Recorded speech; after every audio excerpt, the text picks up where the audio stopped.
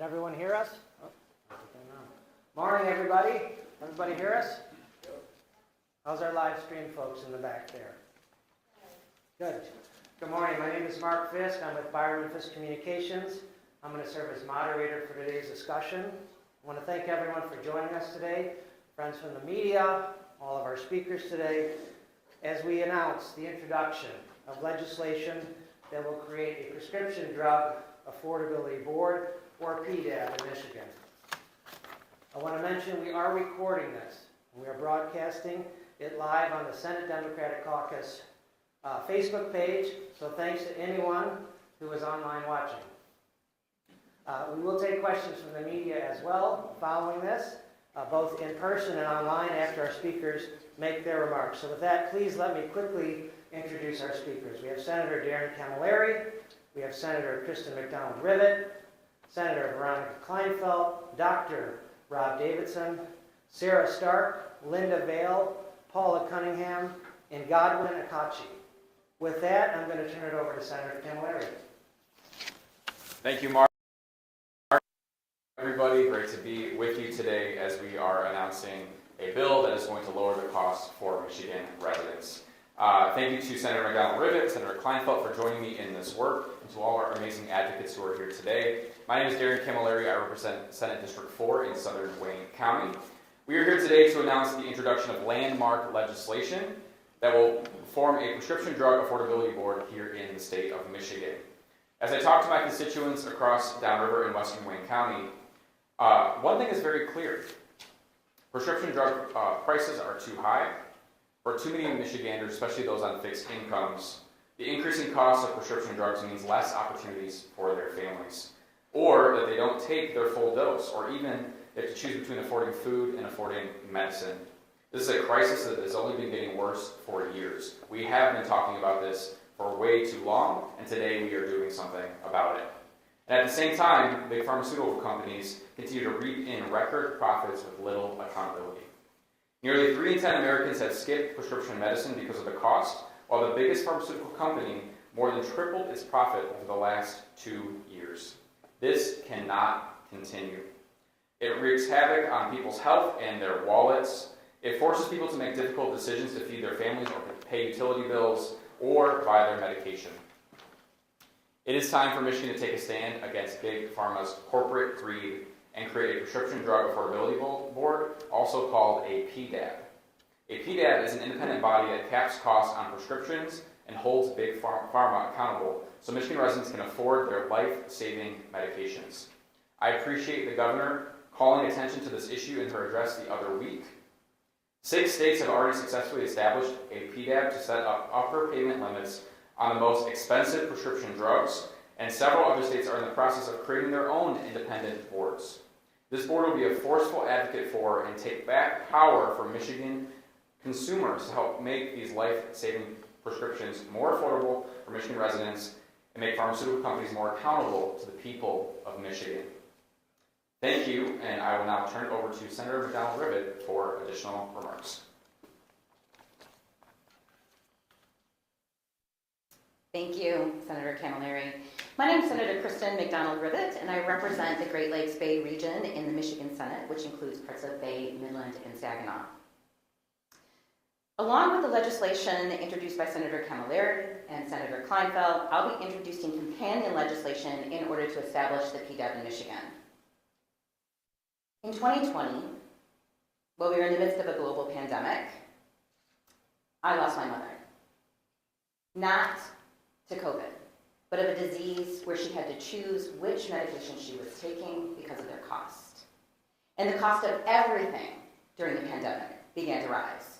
500 prescription drugs skyrocketed by 2 times the rate of inflation in Michigan. The corporate greed at the expense of our health and our livelihoods has to stop. As other states create PDABs to address the problem, and like the governor said, it's time to do the same in Michigan and hold Big Pharma accountable. Now you're going to hear a lot of opposition. Big Pharma is opposed because it works. They're running slick advertisements against PDAB because it works. and their army of 1,800 individual lobbyists oppose the policy because it works. As PDAB is made of the nonpartisan leaders in economics, healthcare, the supply chain, and academics, they'll be appointed by the board, and there will be strict rules in place to prevent politicians. I'm too old not to wear my glasses. Big pharma, rules in place to prevent politicians, big pharma, and healthcare industry or special interest groups from influencing the board's decisions. An independent board is what makes this policy work. A PDAB will help lower the cost of the most expensive prescription drugs for every Michigan resident, pharmacy, and health plan, and bring much needed accountability, oversight, and transparency to big pharmaceutical companies so they're more responsive to consumers. Thank you. I'm now going to turn it over to my colleague, Senator Klinefelt. Thank you. Yes, Senator Klinefelt, I represent District 11 is right through the middle of Macomb County and part of Wayne County. I am proud to join Senator Camilleri and Senator McDonald Rivet in proposing legislation that will create a PDAB in Michigan to safeguard Michiganders from the ever-increasing costs of prescription drugs. Everyone deserves access to life-saving and affordable medication. Research shows that too many people simply can't afford their prescriptions. As Senator Camilleri said, people are choosing between their prescriptions and groceries or utility bills. No one should be forced to make that choice. The Michigan Prescription Drug Task Force found nearly a third of residents aged 19 to 64 stopped taking their prescriptions because of the cost. Another survey found that 27% of adults reported that they cut their pills in half, or skipped doses of medicine, or did not fill a prescription during the prior 12 months due to cost. We must stand up for Michiganders. We can bring down the cost of prescription drugs for people of all ages. I look forward to working with my fellow lawmakers to create a PDAB because this board will use proven strategies that are already working in other states so we can rein in the rising cost of prescription drugs here in Michigan. Thank you. I will now turn it over to Dr. Rob Davidson. Thank you, Senator Klinefelt. Good morning. Happy to be here. I'm Dr. Rob Davidson. I'm a West Michigan emergency physician, and I'm the executive director of the Committee to Protect Healthcare. Unfortunately, I've seen firsthand how high drug costs can hurt our patients in our state. Physicians across Michigan know how devastating it is for our patients' health when they simply cannot afford the medications we prescribe. This can be very detrimental, endangering people's health, livelihood, and families. It can cause serious health setbacks and put lives at risk. And all of this is due to Big Pharma's corporate greed and the desire to line their pockets at the expense of my patients.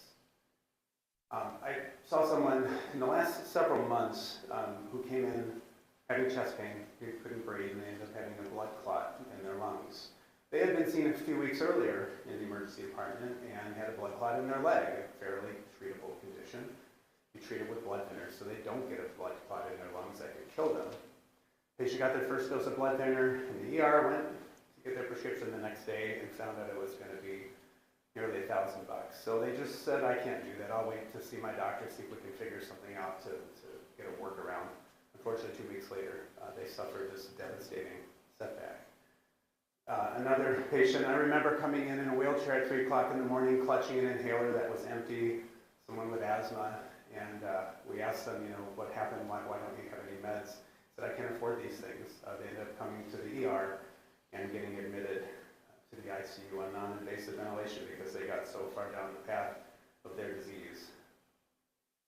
We doctors across the state are so grateful for the senators here and for Governor Whitmer for making a Prescription Drug Affordability Board a top priority. We encourage the entire legislature, Senate and House, to act on this without delay for the sake of our patients. Waiting another week, another month, another year just isn't an option. It's past time the pharmaceutical industry is held accountable for its corporate greed, resulting in skyrocketing costs. As people wake up to the damage Big Pharma is causing, we must build on this momentum to achieve the best results for Michiganders by creating the PDAB. Thank you, and I'll turn it over to Sarah Stark. Thank you, Dr. Davidson. Hi, my name is Sarah Stark, and I've been living with insulin-dependent diabetes for 26 years. I've seen insulin skyrocket in price from $25 a vial to more than $300. That is around a 1,200% increase in just the time I've personally been diabetic. Insulin prices have only ever gone up, and today, insulin is the most expensive it has ever been. Many insulin-dependent individuals average 4 vials a month, which is the equivalent of a mortgage payment on a home for a family of 4 in the state of Michigan. On average, 1 in 4 insulin patients have had to ration their life-saving medication. Like many others, the price of insulin has been in the foreground of every major life decision I have ever had to make. The price of insulin has dictated my educational opportunities, my career path. It has dictated if and when I could start a family, when I could get married, and if I should eat. In the past, I've spent a significant amount of time helping to organize mutual aid with a network of diabetics across the country. We crowdsource for insulin and related financial needs, and in doing so, we keep each other alive. People like me rely on life-saving prescription drugs such as insulin, inhalers, and autoimmune drugs to live, and to live healthy, fulfilling lives. Yet we have little to no say in how much we are forced to pay because pharmaceutical companies hold all the cards and call all the shots. There is only one reason drug prices are as high as they are, and it's because they can be. We need our elected officials to step up and stop this from happening, and I think the pharmaceutical companies being opposed to a PDAB is a step in the right direction. What we need as patients are price caps. Until we can get there on a federal level, I urge our elected officials here in Michigan to create a PDAB so we can rein in these skyrocketing costs so that everyone can afford their medication. We all know the big companies have an army of lobbyists working for them, and it's past time we have somebody looking out for us. So I want to thank our elected leaders here today who are pushing this legislation. I think that if other states can do it, then we can definitely do it here in Michigan. Thank you, and now I'm going to turn it over to Linda Vale. Thank you, Sarah. All these microphones, too many papers. My name is Linda Vale. I retired as the Ingham County Health Officer in February of this year, and that was a vocation for me, not just work, and so I probably will be a public health advocate until the day I die. So over the years, through my professional observations and definitely supported by a plethora of academic research, drug costs have been rising, prescriptions, and that makes a significant barrier to prescriptions. This is particularly concerning for the most vulnerable amongst us in our communities. That includes mothers, infants, children, people who struggle with affordable housing, unemployment, and more. With health insurance often tied to unemployment, and then often excluding certain coverages, we have segments of our population, large segments of our population, who get left behind. And as a result, they have worse health outcomes, and they have a longer lifespan, reduced longevity. So there are many costly and at the same time essential medications. They're crucial for their well-being. Health care should be a right, not a privilege. It breaks my heart when we see patients and realize they can't afford life-saving medications. I have a friend who had breast cancer years ago and chemotherapy, and she survived. Not long later, her husband died in 1997, and their only child was 6. Fast forward, her daughter is now 12. She's a single widow. She is on drugs to keep her cancer in remission. She is on drugs to treat the peripheral neuropathy that occurred as a result of her chemo treatment. And she's on drugs for ADHD, probably because of some trauma and other things that kind of activate those things. And just recently, I heard her talk about a drug that cost over $500 a month that she simply couldn't afford, she couldn't get. Part of the reason for that, she has really good insurance, is that the medication has a generic alternative. And the insurance company will only pay for the generic, not the name brand. However, the pharmacies don't have the generic available yet. And so she cannot get this medication and is making difficult life choices about affording medication and taking care of her daughter and other things that she now does as a single widowed mom. Sorry about that. Tens of thousands of Michiganders are in the exact same position. Life-saving medications significantly improve the quality of life for many, many people, and they're becoming increasingly unaffordable for seniors, as well as for families, children, adolescents. My fellow public health advocates, nurses, doctors, and patients are demanding accountability and are urging lawmakers to do more to rein in the high cost of prescription drugs in the state of Michigan. Big Pharma has more than 1,800 lobbyists committed to maintaining the status quo. They're one of the most powerful special interests in our country. Michigan patients have suffered too long. The Inflation Reduction Act started us and got us a little bit along the way, but not nearly far enough. So I thank Governor Whitmer for her initiating this, and I want to thank Senator Camilleri, McDonald Rivet, Klinefelt, I'm sorry I'm pronouncing names incorrectly, Klinefelt, for standing up to drug companies and working on legislation that can make prescription drugs more affordable for our patients, for my patients. I call on state lawmakers to tackle the issue of affordability and form a PDAB here in Michigan. Thank you, and I will turn it over to Paula Cunningham. Thank you, Linda, and also thank you, Senators. This is not a partisan issue, it's a people issue, and we need to keep that in mind. I'm Paula Cunningham, I'm the State Director for AARP Michigan, and I stand here today not just representing AARP Michigan's 1.3 million older adults, but every single person who has struggled to pay for their prescription drugs. We travel this entire state talking to people, we survey, we ask questions, we listen, and we can unequivocally state with you that the number one reason seniors skip or ration their medication is because they can't afford them. No one should have to make a decision whether to pay for a blood thinner or whether to buy food. No one should have to make a decision whether or not to pay their mortgage or whether or not to take their cholesterol medication. Not in America, not in Michigan. It is absolutely obvious that the increases in prescription drug crisis is unwarranted. How dare we allow grandmothers, aunts, uncles, grandfathers, uncles, sisters, brothers, anyone to be the cash cow for drug companies? This must stop. Again, this is not a partisan issue. It's an issue that every single person should rally behind and get this done. Thank you. Now let's open the books and make certain that drug companies are accountable and that we see the transparency and that they're held accountable. We see their transparency as we move forward, not just today, but year after year after year. Thank you. I'll now turn it over to Godwin.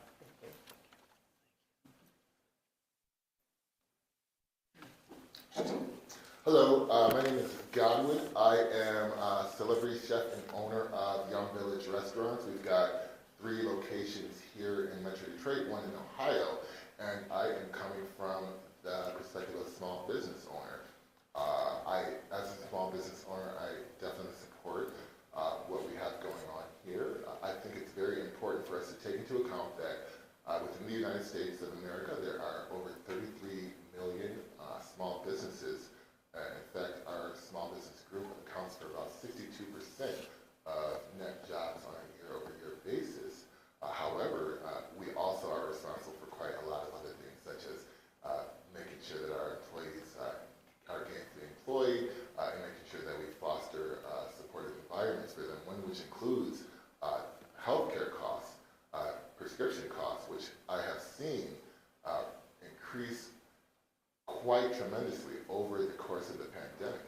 Anecdotally, I have 2 employees, one who currently still working with me, and one who is no longer working with me due to insulin. This team member had to choose between working with me and if I could cover privately his insulin costs on top of also covering 100% of his health insurance costs, which is an unrealistic expectation to put on a small business owner, especially when I look at small businesses as the backbone of what we have built here within the United States of America.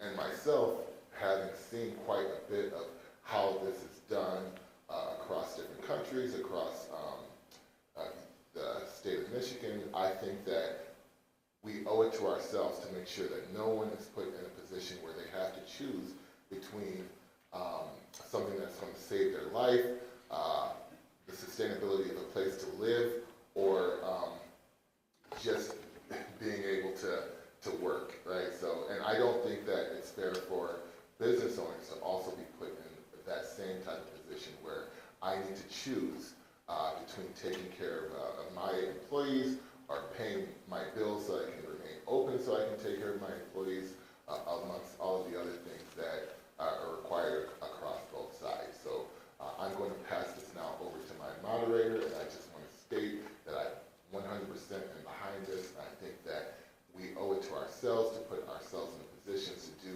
the right things and be examples of what should be done with something like this.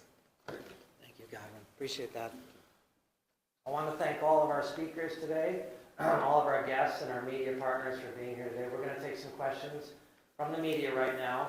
And we may take some questions from our friends on the live stream, media partners who may have joined online.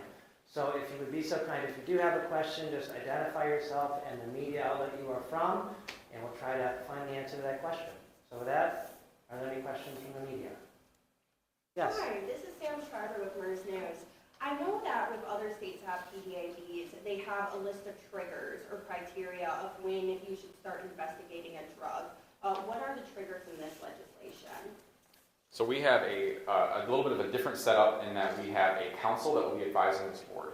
So the council will be made up of 21 industry and advocacy experts who will be able to identify and research those opportunities for triggers. We'll then send it up to the board. It is a 5-member board appointed by the governor. And so we are relying on experts. And so this is not something that is simply a list that is going to be predisposed. We want to ensure that we are targeting the most expensive drugs that we know are often very well used across Michigan, and so that we can drive down those costs for as many people as possible. Next question. Yes.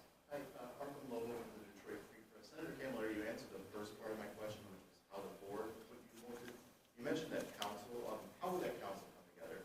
So we have 21 members. 7 will be appointed by the speaker, 7 appointed by the majority leader, and 7 appointed by the governor. We do have a list of criteria to ensure that we have broad representation on this board so that it is balanced, nonpartisan, and industry-driven. So we have healthcare advocates, doctors, nurses, people who are in this space who are pharmacists, so that we are well-rounded, that insurance companies are represented, so that we are doing this with evidence-based documentation, so that we are at a table with this board, which is a public body that will be open to the public to also receive recommendation and feedback, but we are ensuring that we're making the best decisions possible and we're using that evidence.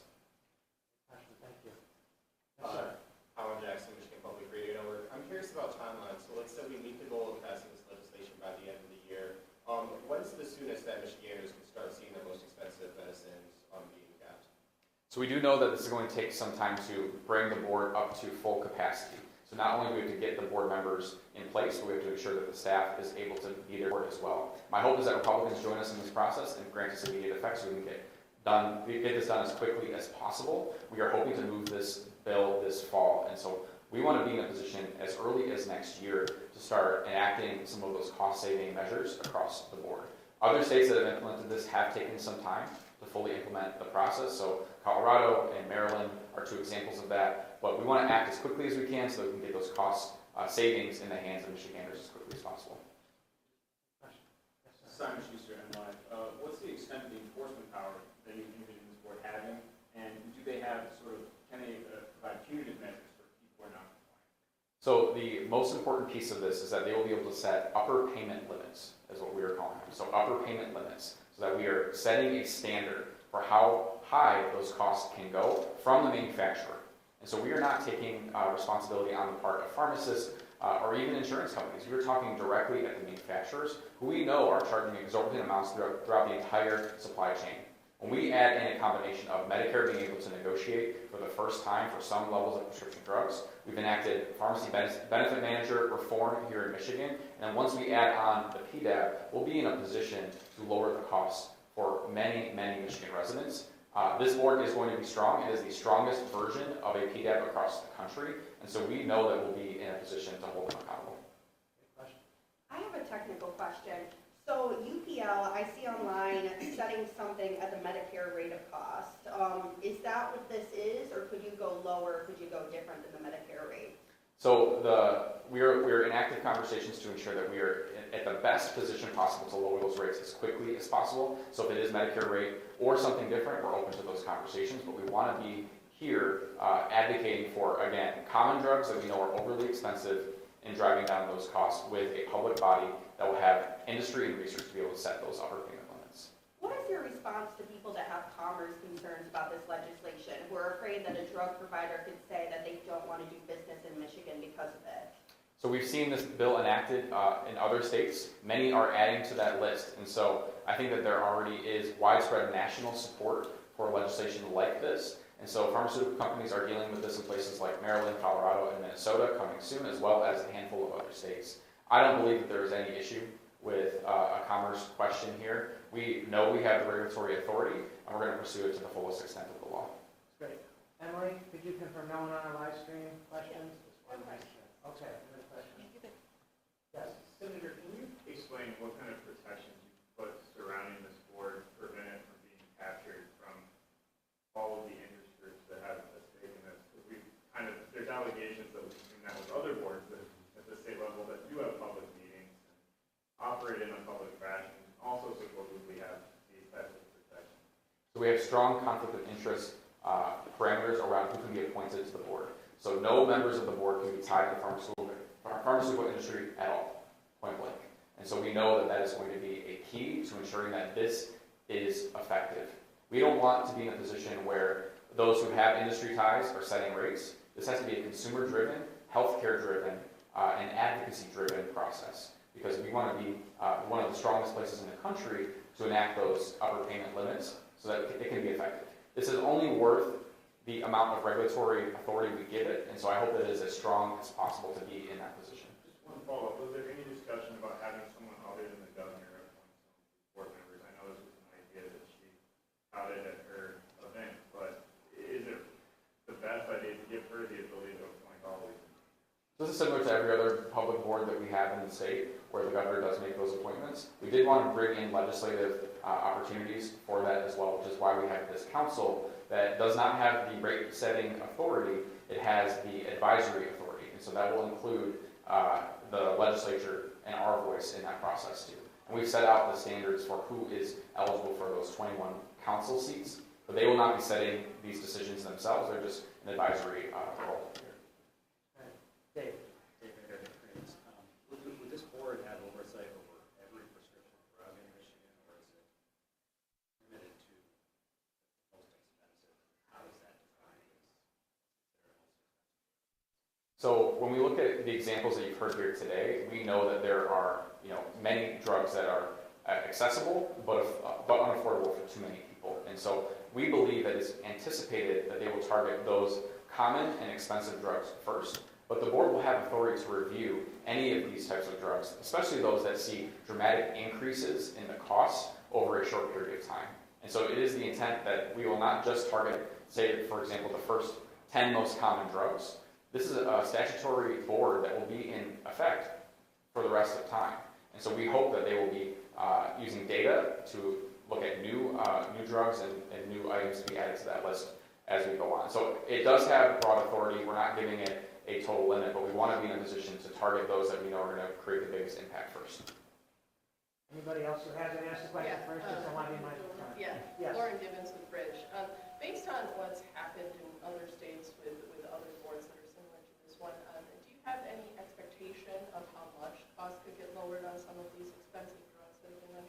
So many of the other states have only just begun their process. And so it has taken some time for them to get up and running completely. We believe that we will be in a strong position to act a little bit sooner. And so my hope is that we'll be, starting next year, looking at a board that can get set up and get them the authority that they need to move very quickly. So we want to be, in the next couple of years here, seeing those costs go back to consumers very, very quickly. We have session, so we're going to be wrapping soon. Sorry. Gentlemen. Kind of based off Craig's question, how much of the rules and how this board operates and their regulations is going to be set in statutory language, and how much of this is going to go through the administrative? So it'll be a combination of, again, in our legislation we have a strong list that we believe is the strongest version of a PDAB across the country, but we also do have the regular rulemaking process as well. Okay, I'll be fast. Okay, so elected officials select the council selects the board, correct? No, the governor will appoint the board, and there is a council as well as the board. The council will be composed of governor appointments and legislature appointments, which will enact various sectors of the healthcare supply chain. That council will advise the board on final products. So identifying those drugs that we know can be in a position to be lowered. And so we have a two-part process, which again, we believe is more exhaustive and more helpful for consumers along the way. And both bodies will be subjected to the same no pharmaceutical connection rule, correct? So the board itself cannot have any of those pharmaceutical connections. We want the council to be comprised of healthcare industry experts across the supply chain. That's good. One more question, then the senators have to make a session. Given our proximity to Canada, are they going to be able to take into account Canadian drug pricing? I'm sure they will look at it as part of their research, but since we do have strong regulations between our countries, I don't know that they'll be able to do anything about that. We've looked at previous legislation around allowing us to buy drugs in Canada, and we know that there's a lot of challenges with that as it stands. Thank you. We'll stick around and do a couple of one-on-ones, but we're going to wrap. Thanks for Thank you. being